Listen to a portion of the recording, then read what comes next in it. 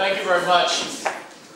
Really, I want to speak in English, if that's okay, but I gather you all are supposed to speak a foreign language, English, German, French. I won't speak French either, but anyway. Well, it's great to be here. This is my third trip to Rzeszów, but I got to confess it's my first trip to this school, and it is really impressive. I cannot believe the number of computers. You should have gone to my school, and you'd realize I think we had like one computer in the whole campus. So it would have changed my life if I had had this. I'm really impressed by that little card that you all carry around and put into those computers. You should probably see if you can get it used, so you can use it at a bar, and you can buy a beer and have it conduct. Anyway, really impressive. As I said, it's really great to be here in Rzeszów. I've been here a couple of times before. This afternoon, I'm going to go see the first anniversary of the Pratt & Whitney investment in the aircraft engine factory. And I think it's a very important investment that Pratt & Whitney has made. First of all, Pratt & Whitney is a great company, part of United Technologies, and what is really nice is a very long-term commitment here. And you know, some investments sort of come and go. This is one where they clearly have a long-term interest, not only in that factory but also in the region. And I think it's the sort of thing that can make sure that the U.S., that the United States remains very engaged, not only in Poland but also in this region. So I'm very pleased to go there. I'm going to talk to you today about, usually I talk generally about U.S.-Polish relations and U.S.-European relations, but I'm going to talk about a little situation known as Iraq. Probably some of you have heard about it. And try to sort of explain how we got into this very, very difficult situation we're in, how I hope we're going to get out of this situation, and how I think we can move on and have a better future. I know that for many Polish people, the whole situation has been quite frightening. I mean, we are really looking at a real possibility of still another war in the Gulf, in the Persian Gulf. We've already had one there, and it's not a very pleasant thought to consider that we might have another. It's interesting, though, that as the world has reacted with great concern to this. Oh, thank you. I couldn't hear anything I was saying before. Now well, the world has clearly been very worried about this, and how you see sort of actually declining support for U.S. policy on this. It's interesting how when you look at opinion surveys in the U.S., support is actually increasing for doing something about Iraq. And it looks a little strange, you know, why is the U.S. different from the rest of the world in that? And I think really a lot of it has to do with the events of September 11th, and the fact that even though there is no evidence to tie Saddam Hussein to the people who carried out those attacks on September 11th, the United States, we recognize that he is cut from the same cloth. That is, he is a very sort of similar person.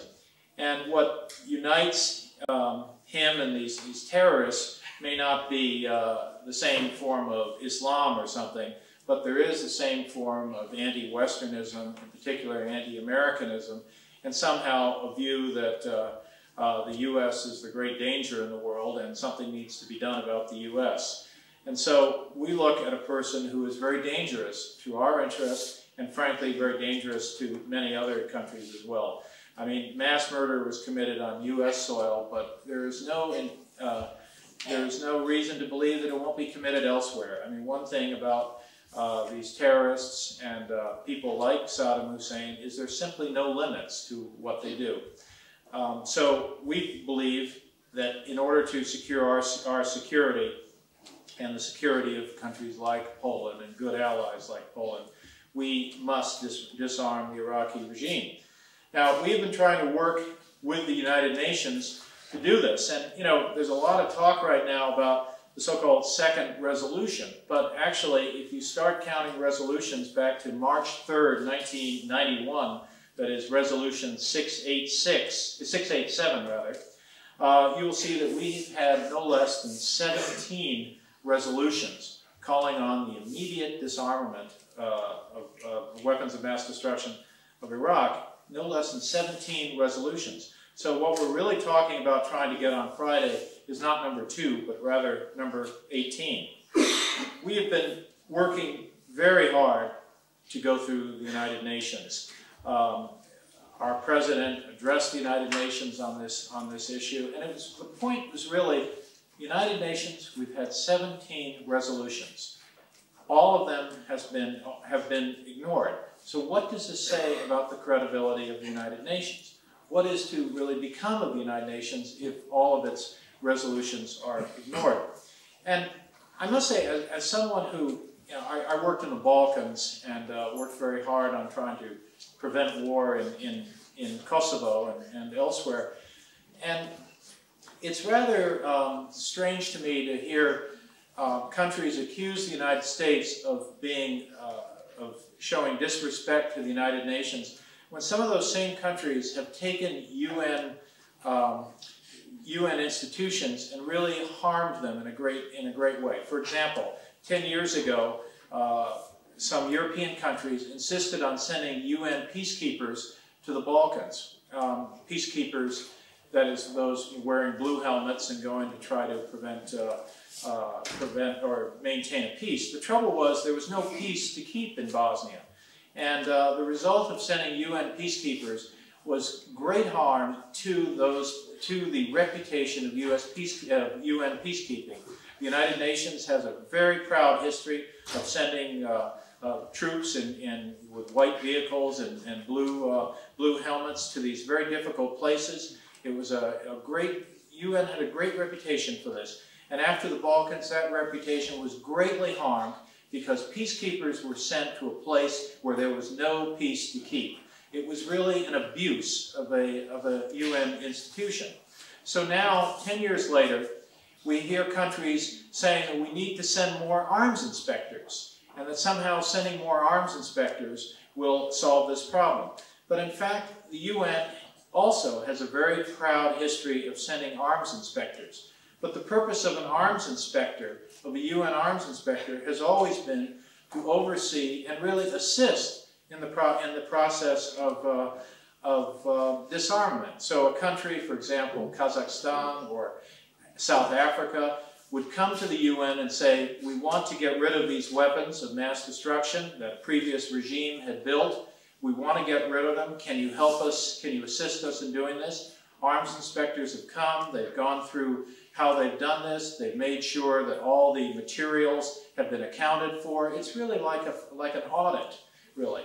But instead, today, some countries are talking about sending more UN arms inspectors, not with a country that clearly wants to disarm or that has made a strategic decision to disarm, but rather it's a country that has said, okay, if you want to come, you can look around, but you know, we're not going to show anything to you. So the result of this is going to be that the institution of UN arms inspecting is going to be harmed by this. So this is still another proud UN institution being harmed by some member states abusing the purpose of it. The purpose of UN arms inspectors is clearly not to be arms detectives. So clearly we have a problem. We know that we don't have unanimity. We don't have everyone in the Security Council together as we did in November. And so from Saddam Hussein's point of view, he sees a UN that's split. He sees even a NATO alliance that's split. He's even seen countries in the European Union that are split. And clearly he sees this as a gift. He sees this as a real opportunity for himself to get away with, once again, doing nothing. The only things we've gotten from Saddam Hussein are because the United States and Britain and some other countries have put about 300,000 troops 300,000, I'll call them arms inspectors, right on his border, and that's the only reason why any progress has been made. The problems today in the UN, the inability to agree on things is really emboldening Saddam Hussein and making him stronger. I find it an interesting quote from Elie Wiesel, the Holocaust survivor, Auschwitz survivor, Nobel Peace Prize winner, who recently said, if some of these European states applied as much pressure on Saddam Hussein as they have on the United States and Britain, we could prevent war. In short, one gets the impression sometimes that some states believe the real danger is the U.S., not Saddam Hussein. So, I think it is instructive to, as we look at all the peace demonstrations around the world, the fact that we all support people's rights to protest and to support whatever they want in the streets. I think it is instructive to sort of look at some of what they're calling for, and then sort of look at how this compares to what goes on in Saddam Hussein's Iraq, where clearly no one is allowed to protest any policies of his. Some of the peace protesters who see Tony Blair and George Bush as somehow real threats to the world, I sort of wonder how much they've really looked carefully at why we have come to this crisis. I mean, have they looked carefully at the events of March 16th, 1988, when Iraqi aircraft dropped chemical weapons on defenseless villages and killed some 5,000 people and left 7,000 people permanently disfigured? We know that he flew airplanes and dropped chemical weapons on innocent peasants. And for this reason, in fact, this is part of the no-fly zone. We don't allow Saddam Hussein to fly airplanes over Kurdish villages anymore, and it's called the no-fly zone. And yet, you sort of wonder, why have peace demonstrators not sort of taken note of that fact? Why is that somehow not important? So, when you look at all the resolutions, 17 resolutions, and you see that the Iraqi regime has still not accounted for 26,000 liters of anthrax. This is not like a liter of water where you can throw it away and it disappears. I mean, 26,000 liters of anthrax is a lot of anthrax. 28,000 liters of botulinum toxin, 1.5 tons of something called VX, which is a powerful nerve gas. All we're asking is that these things be accounted for, and they're not being accounted for because they still exist, and he's still hiding them from us. So we have a real problem. Our president and Tony Blair and other countries, and I would include Poland in this, have made very clear that 12 years is enough, that it is not a question of wanting war. No one wants war, but it is a question of realizing that when you have a problem, you cannot put your head in the sand, you cannot walk away from it, you cannot hope that it'll get better if you don't do something, because it's not going to get better, because now we have dictators like Saddam Hussein and terrorists like Osama bin Laden, and it amounts to a very dangerous world, and we cannot wait for the next September 11th to happen. So I know that we're really pressed for time, and rather than my sort of talking on and on about this, I'd sort of like to hear what you think, and maybe I can respond to some of your specific questions. So with those sort of opening remarks, why don't we go to some questions? Is a war crime. What a military commander has to do is to look at those situations and consider the target. Let's say the military target, were some missile with a chemical warhead being launched against another civilian target, in which case there would be thousands of civilian deaths.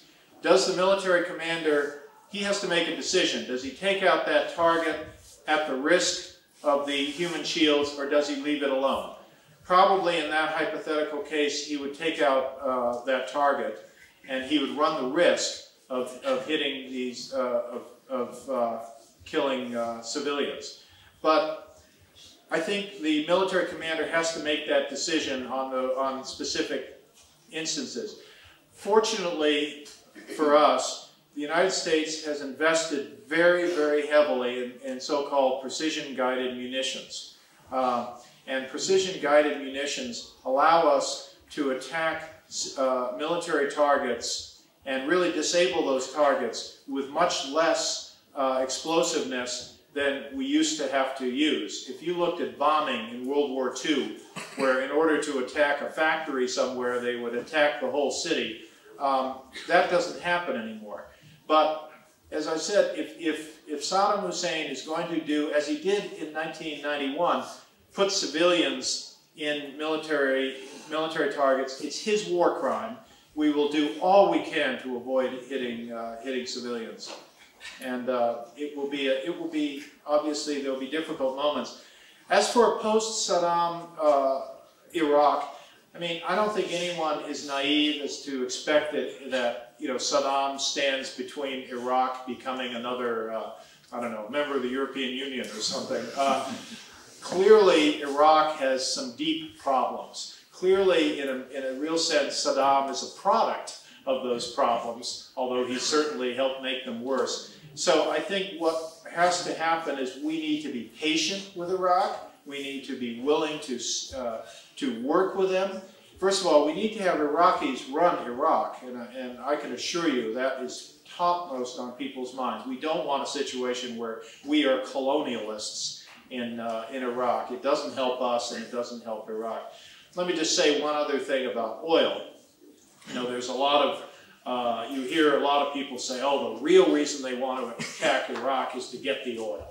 Well, military action is a very, very expensive way to secure oil supplies. An extremely expensive way to get oil.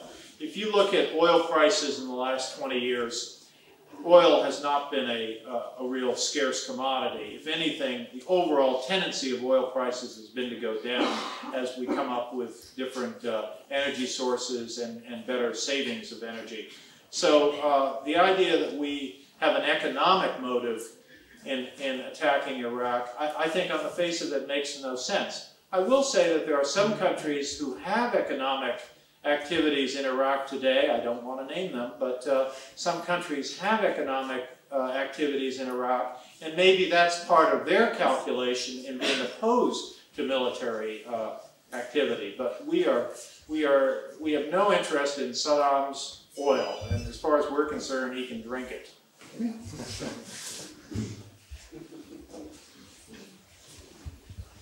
Mr. Ambassador, you said you underlined that the Great Britain and US has to do something about Iraq. Is that doing something about Iraq a substitute word for a war, or there's a substitute word for disarm?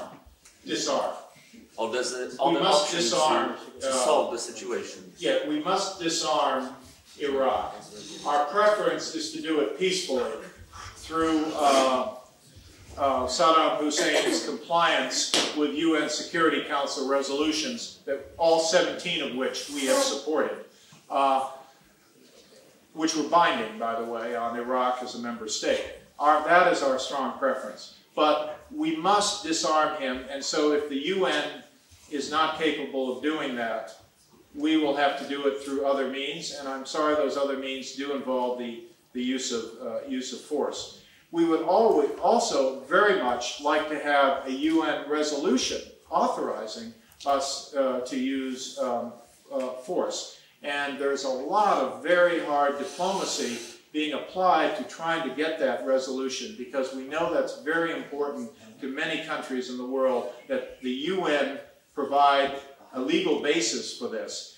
But it is our position that we have a number of UN Security Council resolutions, including 1441, that allow us to do this on a legal basis. Some people don't agree with us, but we feel we do have a legal basis. But as a political matter, we want to get another resolution that will satisfy our other allies.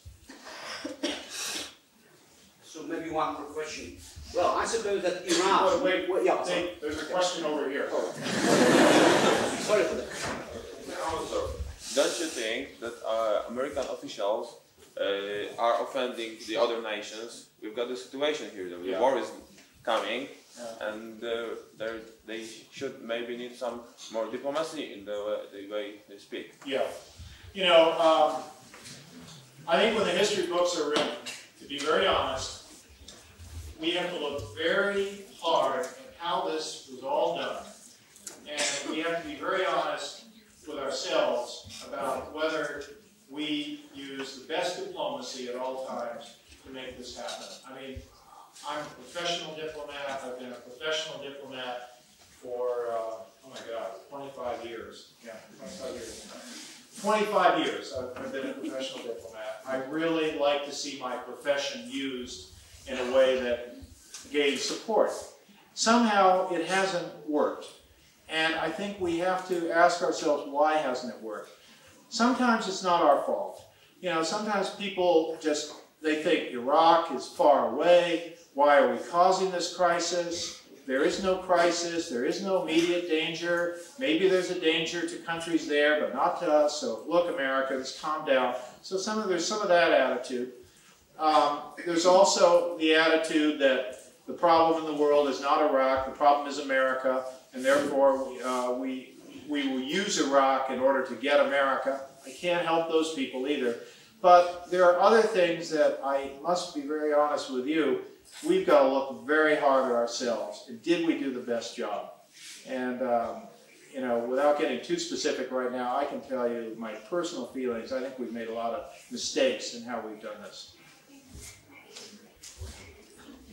As we know, Poland supports U.S. policy towards Iraq.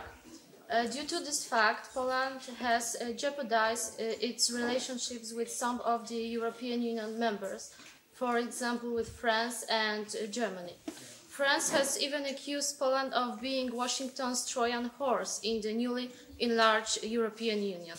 How is Poland conceived by the USA in context of Polish foreign policy? First of all, I think Poland,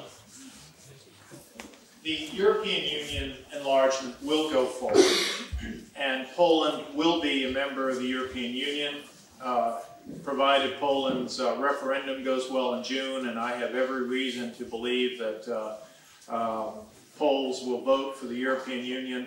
And boy, any Pole who's skeptical of the European Union ought to come to this school and see all the very good things that have been done here with the European Union. I think there's a lot of benefit for Poland joining the European Union, and we absolutely support Poland's aspiration for the European Union, and I am absolutely confident that you will be in the European Union.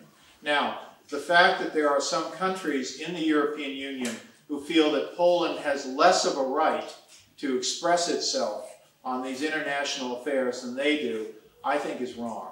And the European Union, the basic concept is that each country has an equal right to express itself. And if some countries don't feel that's true, they should come out and try to explain why it is they have a right to express themselves and Poland does not. And I think they are clearly wrong. And I think countries that try to intimidate Poland on this, or try to somehow mobilize guilt in Poland to make Poles feel, oh gee, they're doing us so many favors, how can we express ourselves? That's wrong. You not only have a right to express your foreign policy, you have a duty. You have a duty to yourselves, you have a duty to your parents, you have a duty to all the people who died in last centuries. Poland is not joining the European Union so that it cannot have a right to speak. I mean, Poland has that right. And my suggestion to Poland is always be polite, and Poles are very good at being polite, but always be polite with these guys, but be very firm about your rights. And some of this that you're hearing from other countries is simply bullying. They're simply trying to push you around and try to intimidate you. And I think you just need to do what you would do with a bully, whether you're in a elementary school playground or whether you're in diplomacy. Just be polite, but state your rights. Okay, maybe time for just one more question. Mr. Ambassador has to leave. We still have to go upstairs. Well, two more questions. Oh, I'm sorry.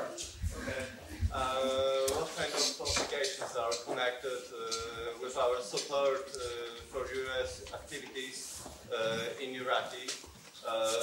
Do we have set our troops there? Poland has made a number of offers. We have made a number of requests for specific Polish military contributions.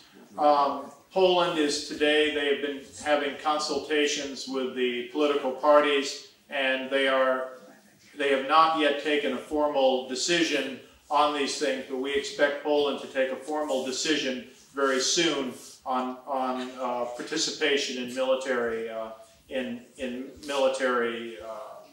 contingencies for military forces in the Gulf. But I'm not right now at liberty to say what has been approved because the Polish government is still having consultations on this. My expectation is that Poland will be part of will participate eventually if we come to some sort of use of force. There's one here. I'd like to go back to your answer to the question before. You said about those high-tech technologies which will be used in the war. Yeah. And won't it be like just the war in Iraq, like testing for these technologies? I explain why I'm asking these questions. A few days ago, the head of Lockheed Martin said that the war in Iraq will be like exhibition for their equipment. Who said that? I can't believe you said that. Yeah, I read this in newspaper like 3 days ago. Dr. Kaufman said that? I don't remember his name, but... Yeah, I mean, that's... well, okay, go ahead. Won't the war in Iraq will be like testing for US equipment and technologies? No, I mean, look, it's not a game. I mean, it's a very deadly business, a very serious means to a serious ends. And I don't know if you've ever seen war up close. I saw it in the Balkans. I mean, I've seen, people killed, and it's horrible stuff. It's just hideous, and it's not something to be talking about as a some sort of commercial. Gee, we'll test our products there. I mean, it's really awful. I mean, and I speak, as I'm talking here, I'm thinking about what I remember from what I saw in the Balkans. It's just, it's awful. And so I think, sometimes some of these precision-guided munitions, when they show it on a TV and they show this incredible little thing going through someone's window, it looks like a video game, but, it's not. And I can assure you that as we contemplate this, we contemplate it as a last resort. I mean, basically what we're saying is there's nothing else that can or has worked, and we know that from 12 years. Some people say, well, gee, if you're talking about war in Iraq, well, what about North Korea? They're producing weapons too. I mean, why aren't you talking about North Korea, or war in North Korea? And the answer is, we still have a number of diplomatic options that we are pursuing in North Korea. We have a number of possibilities of ways to push that process forward. Negotiations that we haven't had yet. There are a number of things we can do. So the problem in Iraq is we're dealing with a dictator. I was watching these kids in Australia, all smiling, carrying anti-war placards. And I was thinking to myself, do they know what Saddam Hussein does to people? I mean, do they know that, what that regime is like? So, believe me, we've come to a point where there isn't much more we can do with this dictator. And I tell you, if we get a situation where, he has some tactical agreements with some terrorists, and we get anthrax, wiping out a city, you know, in somewhere in the West. And by the way, the thing about Al-Qaeda is there's no limit to it. I mean, they never say we want to kill Americans. They want to kill everybody. I mean, look at Bali. I mean, look at how they, you know, those were mainly Australians. And just one other point, when we've interrogated these Al-Qaeda terrorists, it's very interesting. I thought that what they would say is, we hate America because there's too much wealth there, and, you know, they care too much about, you know, luxuries, and they don't care about God. You know, I thought it would be that kind of thing. It's not. What they say is very interesting. They say they are against democracy. Why? Because I didn't quite understand that. Why are they against democracy? Because democracy for these people is a blasphemy against God. Now, how can democracy be a blasphemy against God? And the answer is, democracy for them approaches a sort of religion where you give powers that should be with God to people. And that's why they hate it. And you know, to hear these guys talk, or I haven't heard them, but I've seen some of the reports of this, it's scary stuff. I mean, how do you begin to find a common language with a person like that? So, you know, we're dealing with some people who, in a very profound way, do not share our values. I guess one more question. Yes. Ale będzie po polsku. Może być? Okay. Ja mam takie jedno pytanie. Dlaczego Ameryka zajęła się akurat Irakiem, a nie na przykład Koreą Północną, która wybitnie groziła samej Ameryce? Mówią wszyscy, że ma już bombę atomową. Dlaczego nie zajęła się sprawą Czeczenii, gdzie tak nagminnie dochodzi do aktów ludobójstwa? Dlaczego nie pomaga krajom na przykład Afryki, które są bardzo biedne i gdzie no, Ameryka mogłaby naprawdę pomóc tym krajom? Dlaczego właśnie akurat Irak w tej chwili? Okej. Ci ja mogę po angielsku. Look, you know, you're right, there are a lot of these problems. And, you know, I'm glad you mentioned Africa, because very few people do very few people think about Africa, and there are terrible problems there with the AIDS pandemic. I mean, when I graduated from college, when I graduated from university, I graduated in June, and in July I joined something called the Peace Corps, and I went to Africa and I worked in a village in Cameroon for 2 years, working on rural development there. And ever since that, and that was in the mid-70s, I felt very strongly about the need to do more in Africa. And we're trying. We have done a lot in terms of getting pharmaceuticals that people can use to deal with the problem of AIDS. We've really worked hard, but you're absolutely right, we ought to do more. We ought to do more. With regard to North Korea, I think I explained earlier, we're trying to use diplomacy. Maybe it won't work, but that's what we're trying to do. With respect to Chechnya, I agree. I think I agree with you. More needs to be done there. But because you have these other problems, doesn't mean that you can ignore the very dangerous problem in Iraq. We believe this problem will not go away on its own. I mean, it's like in someone's personal health. You think you have a problem, you refuse to go to a doctor because, it'll go away.